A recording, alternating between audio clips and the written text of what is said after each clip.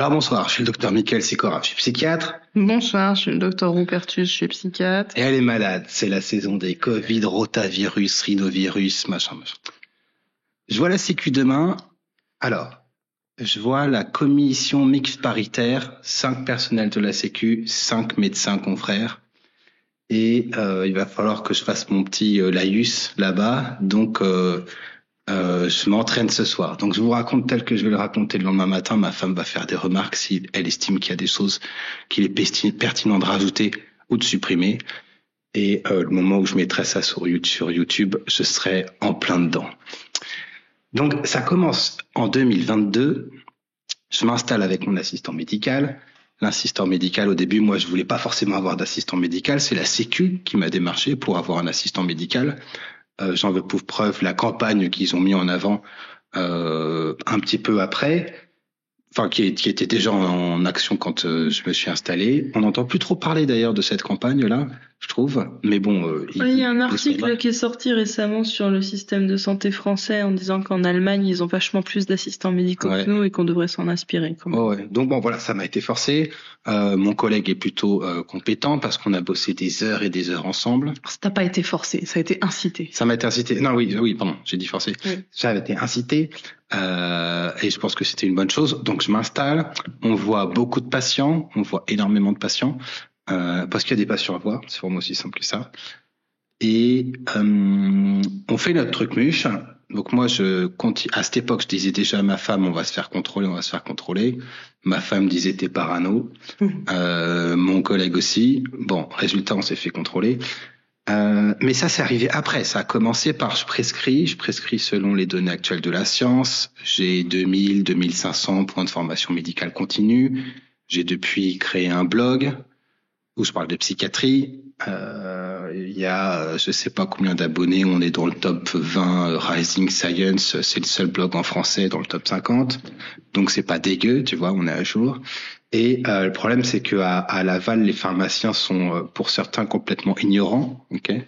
Quand je dis ça, et je le dirai demain, c'est pas une attaque, c'est un constat, je peux le prouver, il n'y a pas forcément d'émotion, tu as le droit d'être ignorant. Ils sont ignorants dans le domaine de la psychiatrie. Domaine de la psychiatrie, je m'attends pas à ce que tout le monde ait la science infuse et personne ne devrait s'attendre à avoir la science infuse.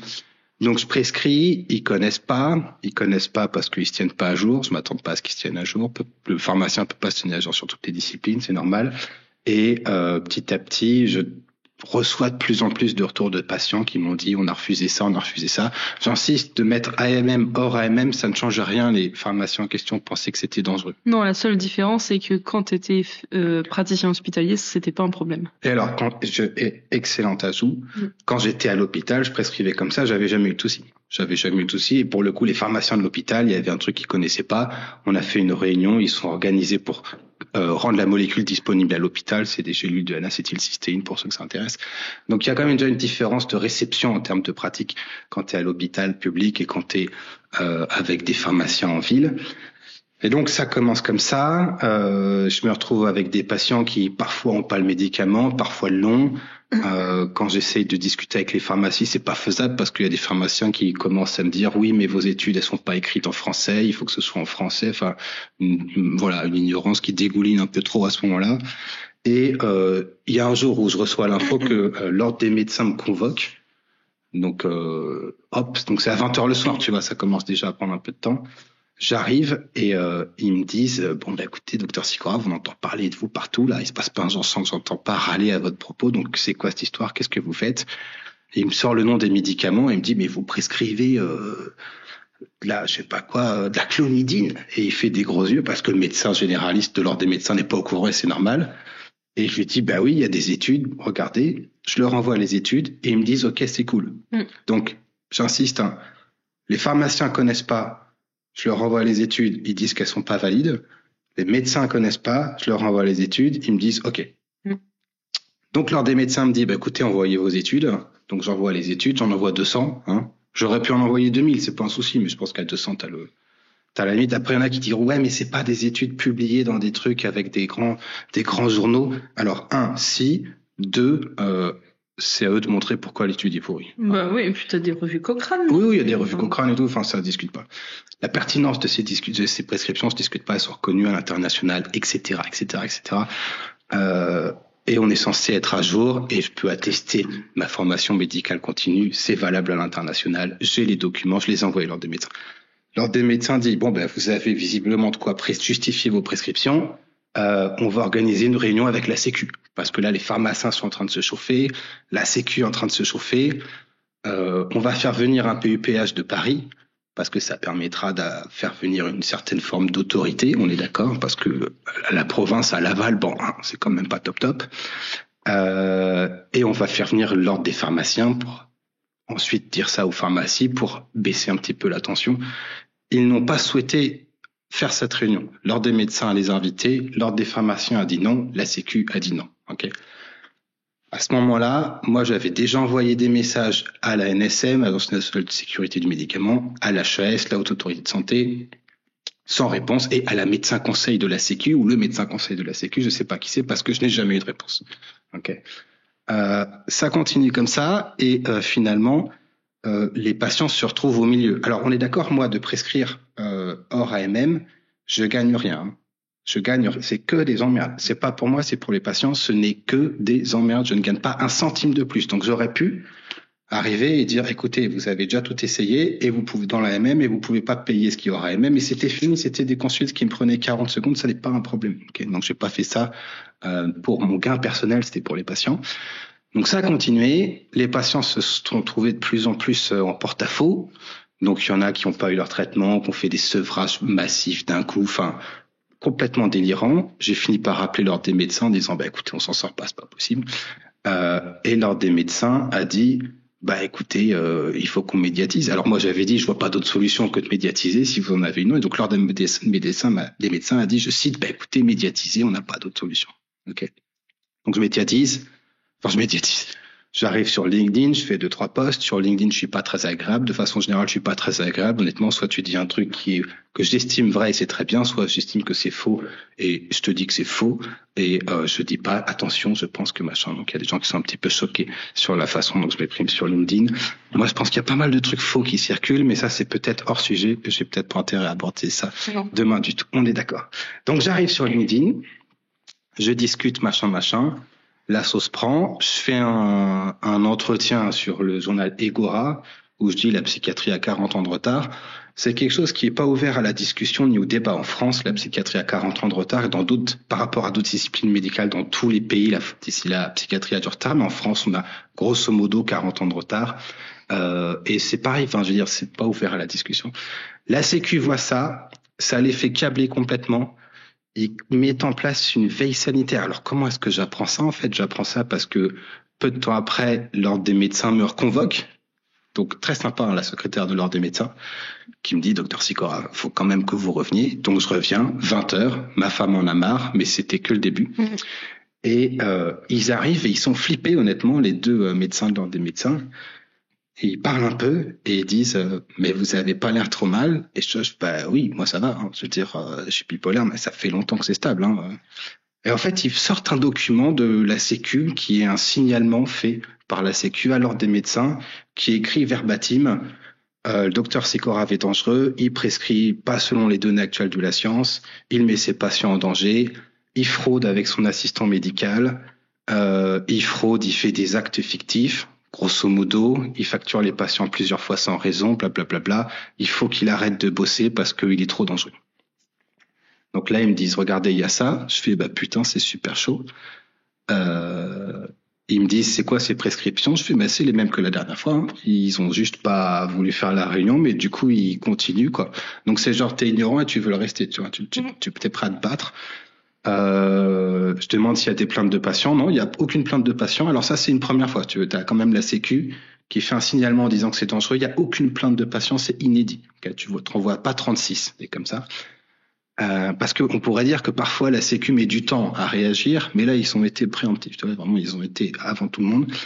Et donc, ils me disent, écoutez, il n'y a pas 36 solutions, va falloir faire une expertise, pour montrer que vous n'êtes pas dangereux par rapport à vos compétences médicales et une autre expertise, une deuxième, pour prouver que vous n'êtes pas décompensé, que vous êtes stable de votre maladie psychiatrique. Et en même temps, il y avait un contrôle sur mon activité médicale qui a été lancé. sur lequel je reviendrai après. Donc là, tu vois, moi, c'est vrai que je suis toujours parano, hein, mais je me dis, je sais pas si tu peux vraiment contrôler les gens correctement si en même temps tu les accuses d'être décompensés alors que tu n'as jamais rencontré ni la personne que tu accuses d'être décompensée, ni ses patients, ni son entourage, ni son collègue qui est psychiatre, sa femme qui est psychiatre. Enfin, t'as rencontré personne. Tu as juste dit, il dit que la psychiatrie est à la bourre et il dit que les instances de santé ne servent à rien. Alors, de fait, dans ce cas, l'ANSM n'a servi à rien, la HOS n'a servi à rien, la Sécu n'a servi à rien, l'ordre des pharmaciens n'a servi à rien. J'aurais quand même siliané à un moment qu'il y avait une patiente, je prescris un médicament A, elle va à la pharmacie, la patiente dépressive sévère, la pharmacie lui délivre pas, la patiente fait une tentative de suicide sévère, elle arrive à l'hôpital, elle lui est prescrit le médicament A. Quand elle sort, son mari la quitte. Je dis, à l'ordre des médecins, il y a quand même, à l'ordre des pharmaciens, il y a quand même un souci parce qu'il peut pas refuser, il peut refuser si la prescription est dangereuse, mais il a jamais montré la dangerosité de la prescription. De fait, c'est une prescription de deuxième intention recommandée dans la CANMAT et toutes les guidelines internationales, tu veux. Et l'ordre des pharmaciens m'a mis un copier-coller d'un extrait de loi qui en fait n'est pas un extrait de loi, qui est une réécriture de l'extrait de loi, qui rajoute des trucs qui sont pas dans la loi. Oui, qui est une recommandation. Qui est une recommandation complètement éclatée au sol. Bref. Donc que tu serves à rien, c'est une chose, mais après il faut assumer un minimum. Si tu veux, tu peux pas dire il a dit qu'on servait à rien, il est dangereux, c'est pas très sérieux. Et surtout si c'est pour dire il est dangereux, il est décompensé. On est quand même l'année de la santé mentale, grande cause nationale. T'as l'air d'un gros porc quand tu fais ça. Hein. C'est #MeToo, bref. Donc je fais les deux expertises. Ok. Donc là, j'insiste. Faut se payer un avocat, faut faire l'expertise, faut aller valider l'expertise à Paris. Après, tu fais la deuxième expertise. C'est une quantité d'heures de consultation qui ont sauté, qui est phénoménal. Et de vie. Et de vie, je vous parle pas du travail perso et de l'impact sur la vie de famille. Évidemment, parce que il y a un truc un peu sournois, c'est-à-dire que si tu veux faire décompenser un patient atteint de troubles psychiatriques, tu l'accuses de choses qu'il n'a pas fait. C'est une façon très simple. Ok. Je pense que les témoignages de médecins sur la façon dont se passent les contrôles sécu sont assez facilement accessibles. Donc je fais les expertises. Première expertise, ils disent il n'y a pas de problème. Il faudrait qu'il bosse dans un centre expert pour qu'on peut-être lui foute la paix. Et deuxième expertise qui disent il n'y a pas de problème. Il a l'air d'être un petit peu chiant comme type, mais ça l'empêche pas de bosser. Je vous la fais simple, mais en gros c'est ça qui a marqué. Donc la première accusation de il est décompensé et dangereux tombe complètement à l'eau. Il y a une deuxième accusation de la part de la Sécu qui est que mon assistant médical et moi fraudons et que on voit pas les patients. Le problème c'est que il y a juste pas eu de rencontre de l'assistant médical pour savoir comment on bossait. Et la façon dont on a bossé a été validée par la Sécu en avant, parce que quand tu t'installes en libéral, il y a du personnel de la Sécu qui vient et qui t'explique et tu suis les directives du personnel de la Sécu. Donc on n'a pas inventé les trucs, ça a été validé. On a fait je sais pas combien de rendez-vous avec la personne en question. Donc moi j'étais un petit peu étonné de voir que c'était éligible pour fraude.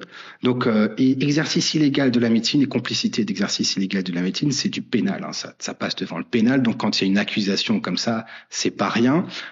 Vu que mon collègue assistant médical se crève le cul, il faut bien le dire, vu qu'il a lui-même taxé pour bosser là-dedans au détriment de sa vie de famille.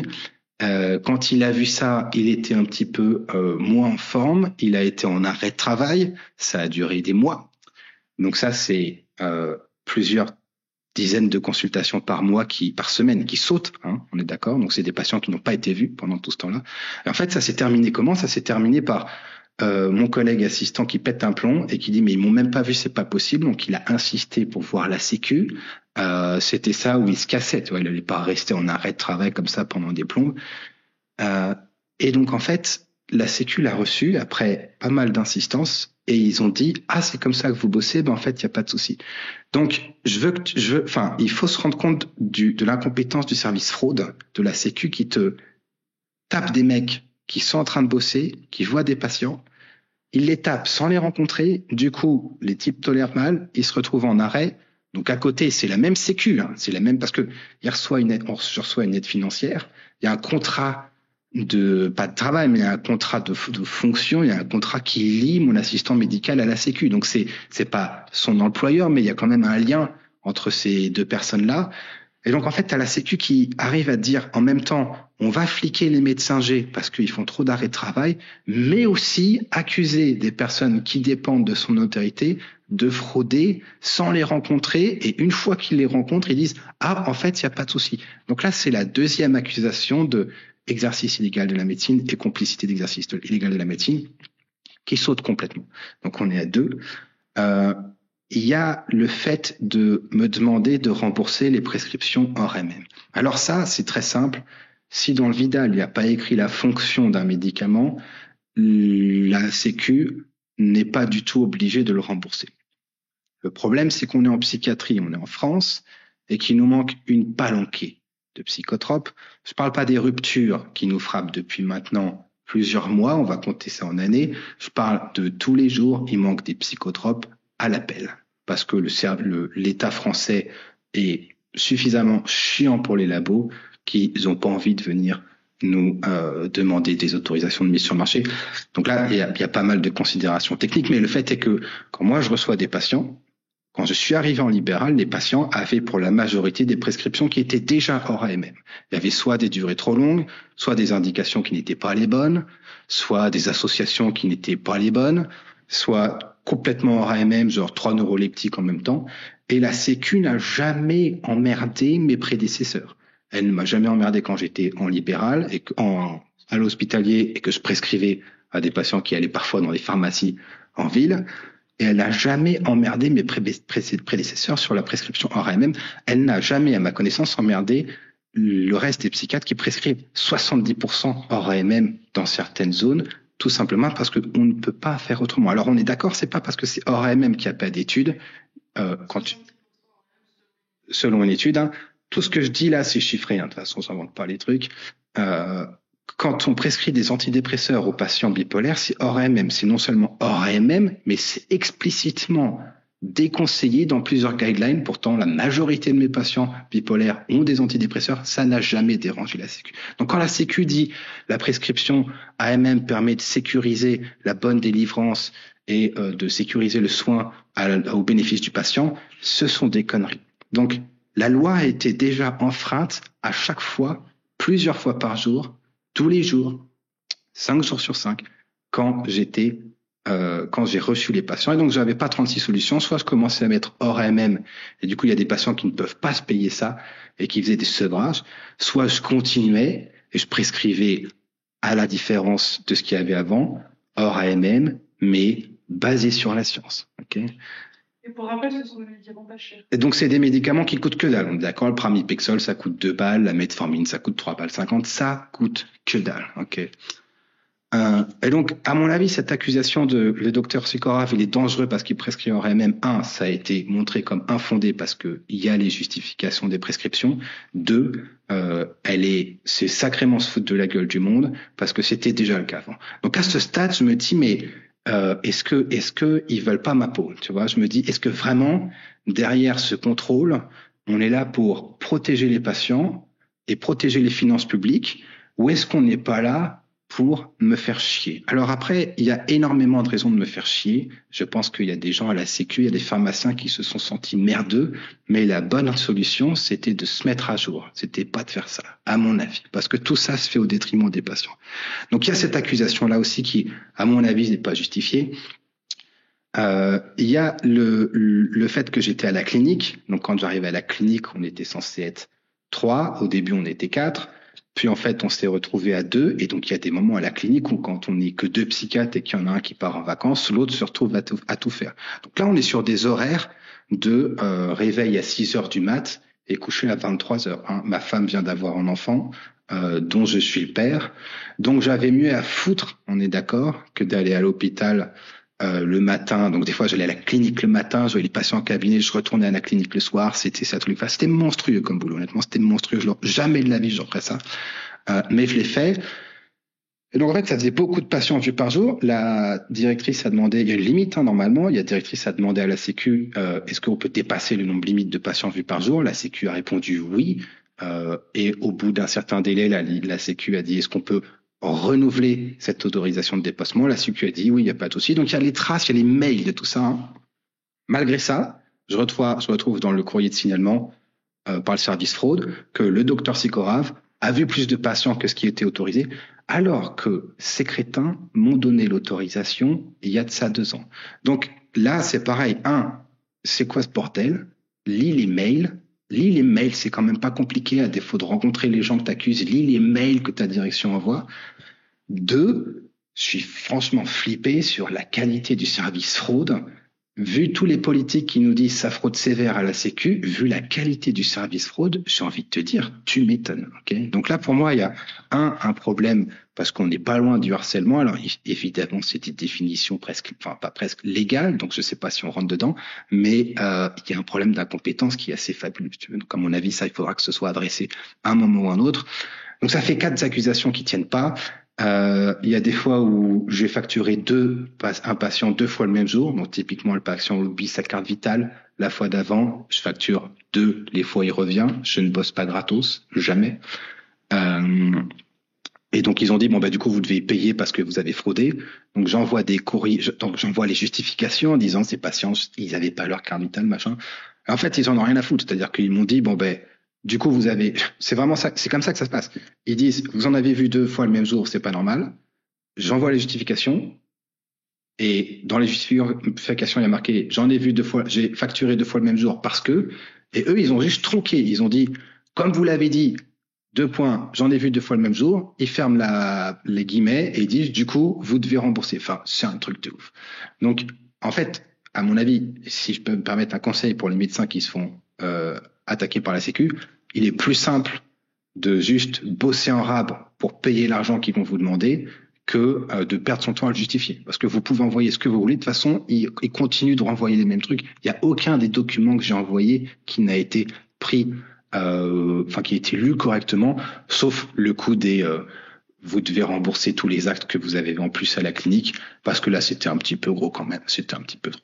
Et sur les doubles consultations, du coup, ils t'ont demandé plus de fric après. Et sur les doubles, alors effectivement, la première fois, ils ont dit il y a 1000 balles à rembourser. La deuxième fois, il y a 4000 balles. C'est géré, c'est n'importe quoi. Mais ça, je pense que il y a rien de nouveau. La façon dont la Sécu gère les dossiers est grotesque. Honnêtement, il suffit de regarder les avis Google.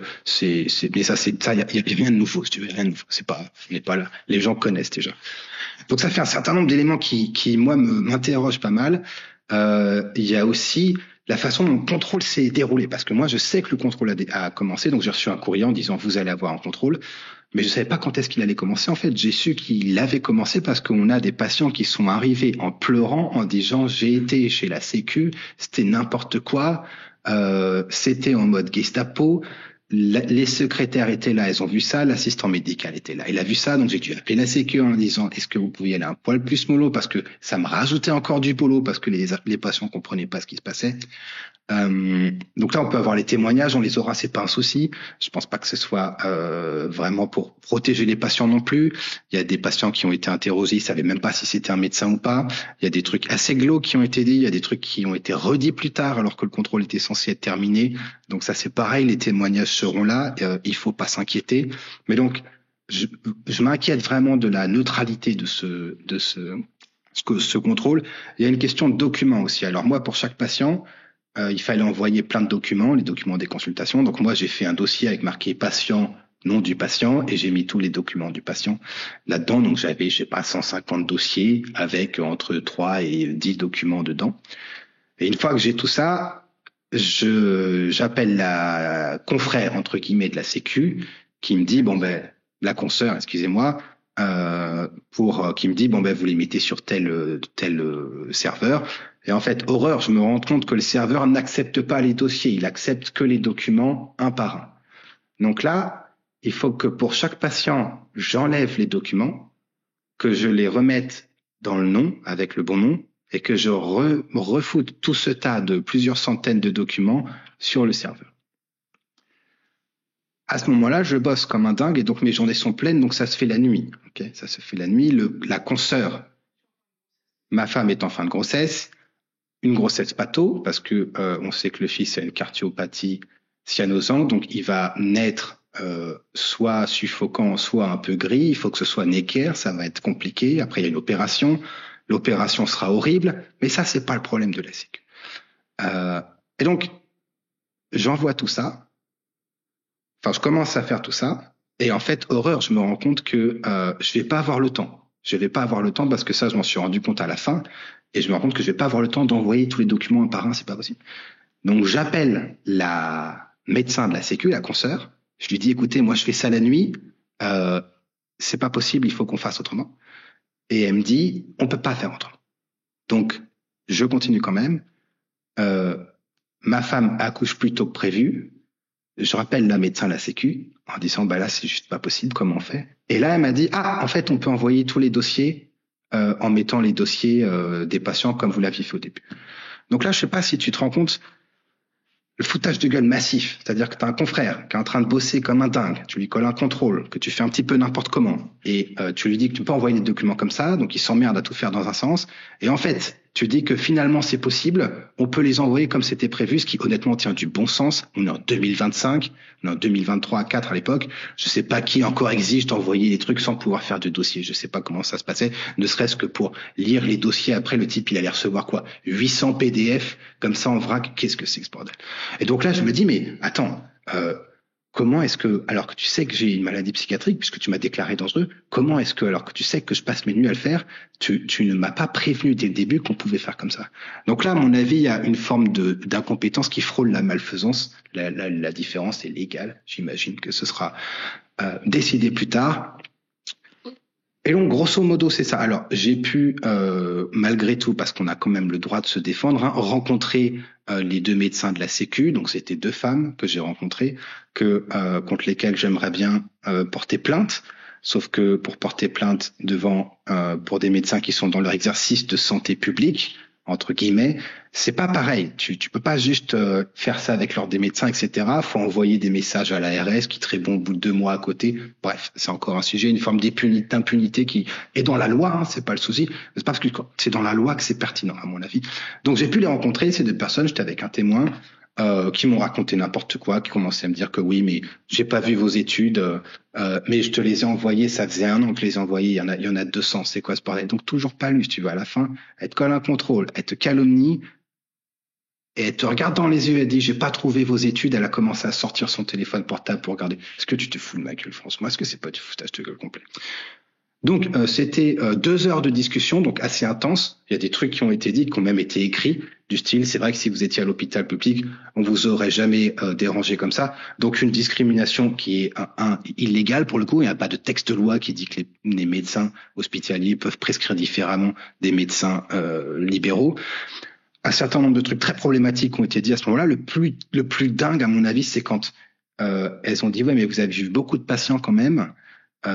Et que j'ai fait, ouais, mais on avait l'autorisation de dépasser avec la directrice et la Sécu. Et là, la médecin m'a regardé dans les yeux et dit, mais c'est pas tant pour vous, c'est pas tant pour le nombre, c'est pas l'argent le problème, on s'inquiète de votre état aussi. Tu vois, on s'inquiète de ton état. Donc là, honnêtement, moi, je suis sorti, j'ai chialé comme j'avais pas chialé comme ça depuis longtemps.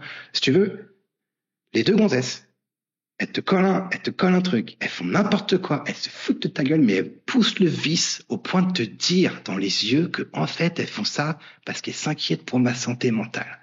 Truc de dingue. C'était un truc toute cette histoire est complètement dingue. Donc, en gros, on en est là. Alors, au total, ça fait, moi, des dizaines de milliers d'euros de frais d'avocat, des centaines d'heures de vie privée complètement sautées en l'air. Plus d'une centaine de milliers d'euros de consultations annulées, des patients donc j'ai plus de nouvelles. Il y en a un qui est décédé de suicide entre-temps. Je sais pas s'il y a un lien ou pas, mais donc on a eu des problématiques sur la prise en charge qui se sont vraiment répercutées. Il y a un moment où j'ai dit, bah attendez, c'est pas possible. Je vais represcrire à elle-même. C'est pas possible. On va faire comme ça. Ça a tenu 1 semaine. Il y a des patients qui ont vrillé, etc. Donc là, tous les témoignages seront là sur Doctolib. Les notes moyennes sont de 4,8 à 4,9 sur 5. Donc, des témoignages de patients, il y en aura. Il faut pas s'inquiéter pour ça. Ok. Et ça se termine par, ils demandent 17 000 balles. Plus des frais de pénalité, parce que ils peuvent exiger des frais de pénalité s'ils montrent qu'il y a une intention de frauder derrière. Donc ils ont demandé le maximum des frais de pénalité, parce que visiblement sur toute cette histoire, on peut voir que je fraude avec une velléité dans ce sens derrière. Et donc demain, je vais rencontrer ces personnes. Je vais le dire comme ça. Honnêtement, je pense que j'ai pas oublié grand-chose. Alors on pourrait y passer des plombs, mais à mon avis, il y a à peu près tout. Et donc moi, l'objectif demain, on est d'accord, c'est pas du tout de payer moins. Moi, l'objectif, c'est je veux qu'il y ait la directrice qui me dise, écoutez, Monsieur Sikorav, on vous fout la paix. Je veux que tu me dises, je te fous la paix. Je veux pas que tu t'excuses parce que les excuses que je pourrais avoir de ce truc-là n'ont aucune valeur. Je veux qu'ils me disent, on vous fout la paix. Donc, ce qui va se passer de toute façon, c'est que les 17 000 balles, il faut que j'aille me défendre avec les juges, etc. Ça va prendre un temps considérable. Mais là, c'est pas une question d'argent. Si la Sécu, à n'importe quel moment, peut prendre les consultes et dire là, c'est hors AMM, là, en fait, tout est hors AMM. Quand je mets Ketchiapine à croquer, c'est hors AMM. Donc, ils peuvent, à n'importe quel moment, reprendre mes consultes et dire là, vous devez 50 000 balles. Ils peuvent faire pareil avec ma femme. Le fait est qu'ils peuvent faire pareil avec n'importe qui. Okay. Et donc, c'est pas tenable pour moi, ni pour ma femme. Donc, l'objectif demain, c'est, alors, ils n'auraient pas la réponse demain, mais c'est qu'ils disent, on vous fout la paix. S'ils disent, OK, vous payez plus que 50 € symboliques, c'est pas bon. L'idée, c'est qu'ils me foutent la paix. Je ne veux rien de plus, et c'est pour ça que je suis sur les réseaux sociaux à la base, pour que la Sécu foute la paix à moi et à mes patients. Alors, quoi qu'il se passe, c'est un combat que je continuerai de mener, parce que je suis d'abord patient et après médecin. Et si moi je le fais pas, je sais pas qui le fera. Je remercie ceux qui se sont abonnés au Substack. Il y a des gens, il y a des médecins, des confrères qui modifient un peu leur pratique de prescription, et c'est à mon avis au bénéfice des patients. Si jamais il y a des patients qui me suivent, qui s'affolent pas, on se démerdera. Je continuerai à me battre. Mais l'objectif, c'est ça, on est d'accord. Donc, je vais pas, devant la Sécu, je suis pas pour payer moins cher, je suis pour qu'ils nous foutent la paix. Au passage, il y a le syndicat Jeunes Médecins qui a signé en justice la NSM. J'étais présent, ils ont raconté des trucs de dingue aussi, mais ça, ce sera pour une prochaine fois. C'est juste un exemple de, en fait, il y a une entité qui dysfonctionne, mais l'autre aussi, et du coup, quand ils disent, ah ben là, c'est pas nous, c'est pas la NSM, c'est machin, en fait, ça change rien, vous êtes tous complètement incompétents, les mecs. Voilà. Donc, je le dirais comme ça. Je suis pas du tout là pour m'excuser demain, et on verra ce que ça donne. Donc, je sais pas si ça me permettra que ça passe, honnêtement, mais moi, ça me fera du bien, parce que j'en ai un petit peu gros sur la patate, là. Et il y en a qui doivent se sentir bien dégueulasses, qu'ils le sont, à mon avis, toujours pas. Je trouve ça très injuste. Je trouve ça très injuste. Est-ce qu'il y a des choses à rajouter, Clara? Non. Allez, bon courage.